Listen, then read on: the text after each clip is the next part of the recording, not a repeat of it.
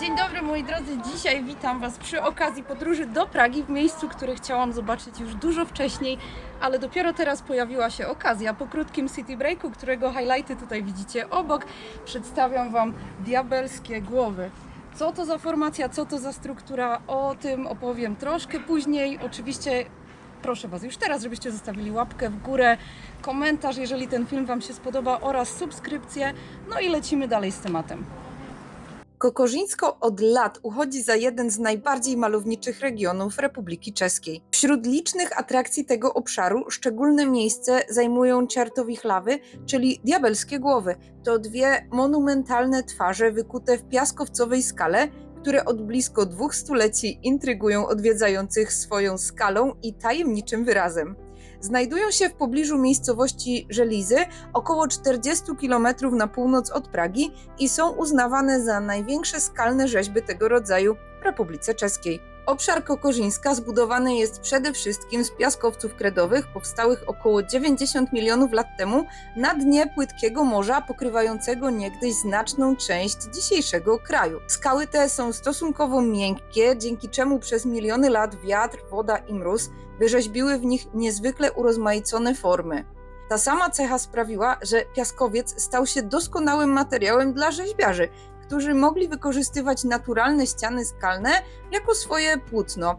Dziś cały region objęty jest ochroną jako obszar chronionego krajobrazu Kokorzyńsko-Machów kraj, chroniący nie tylko wyjątkową przyrodę, lecz także cenne zabytki kultury. Autorem diabelskich głów był Wacław Lewi, jeden z najwybitniejszych czeskich rzeźbiarzy XIX wieku i pionier monumentalnej rzeźby plenerowej. Urodził się w pobliskich Neburzelach, dzięki czemu od najmłodszych lat doskonale znał krajobraz środkowych Czech.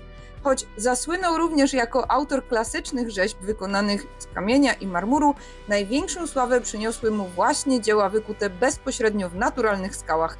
Był artystą epoki romantyzmu. Fascynowały go potęga natury, dawne legendy, mitologia oraz monumentalne formy harmonijnie wpisujące się w krajobraz. Prace nad diabelskimi głowami rozpoczęły się w 1841 roku i trwały około 5 lat. Powstały na zamówienie Wacława Wejta, właściciela okolicznych dóbr i jednego z najważniejszych mecenasów sztuki w Czechach tamtego okresu. Lewi miał wówczas zaledwie 21 lat, a mimo to podjął się niezwykle ambitnego przedsięwzięcia. Zamiast stworzyć klasyczną rzeźbę w pracowni, postanowił wykorzystać naturalną ścianę piaskowca i zamienić ją w monumentalne dzieło sztuki.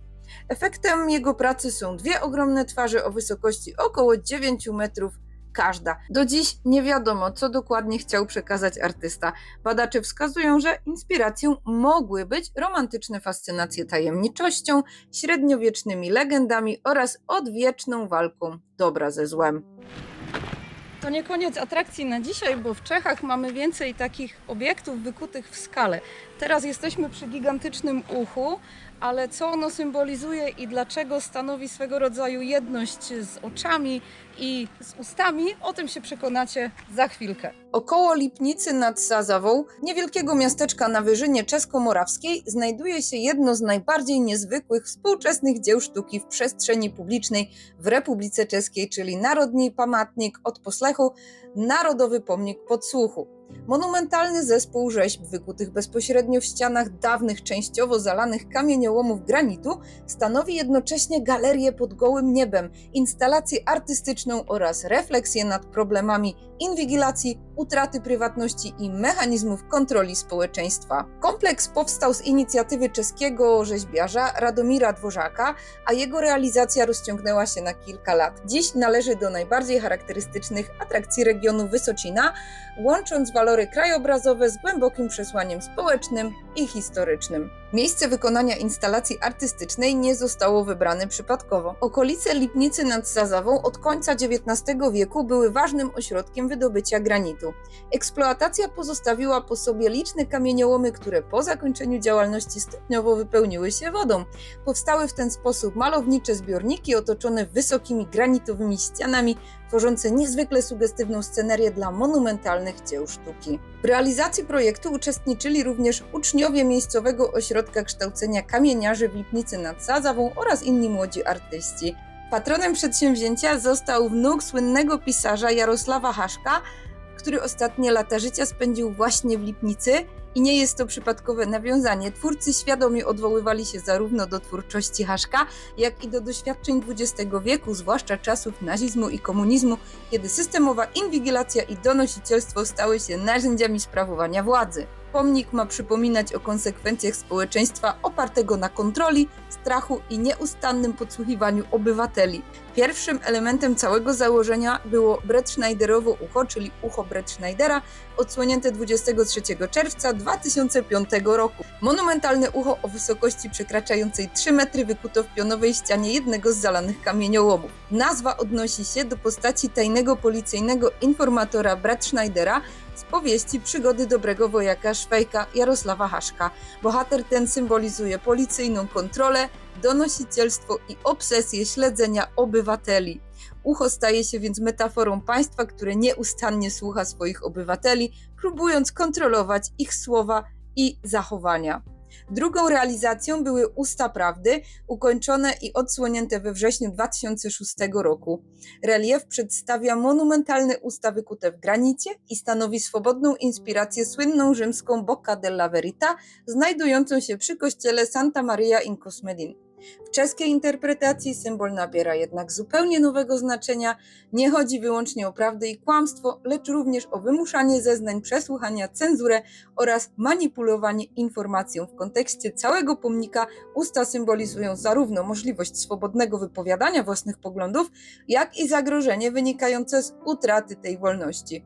Ten relief również ma około 3 metrów wysokości. Trzecim elementem kompozycji zostały Zlate oczy, ukończone w 2007 roku. Umieszczono je w kamieniołomie Strzelnice. Oczy stanowią najbardziej oczywisty symbol obserwacji, monitoringu i permanentnego nadzoru. Razem z uchem i ustami tworzą spójny tryptyk przedstawiający 3 podstawowe sposoby zdobywania informacji o człowieku: słuchanie, obserwowanie oraz wymuszanie wypowiedzi. Autor określał całość jako metaforyczne przedstawienie mechanizmów ingerencji w prywatność jednostki.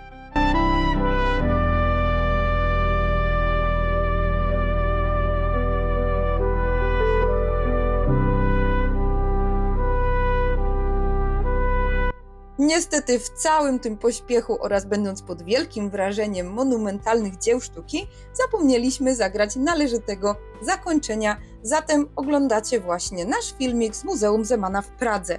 A korzystając z okazji, że pewnie pochłonął on Waszą uwagę bezgranicznie, pozwolę sobie wtrącić, że jeżeli ten film Wam się podobał, to zapraszam do zostawienia łapki w górę, komentarza i subskrypcji. Bardzo dziękuję również wszystkim osobom wspierającym mój projekt. Linki do Buy Coffee i do Patronite'a zostawiam Wam w opisie tego filmu.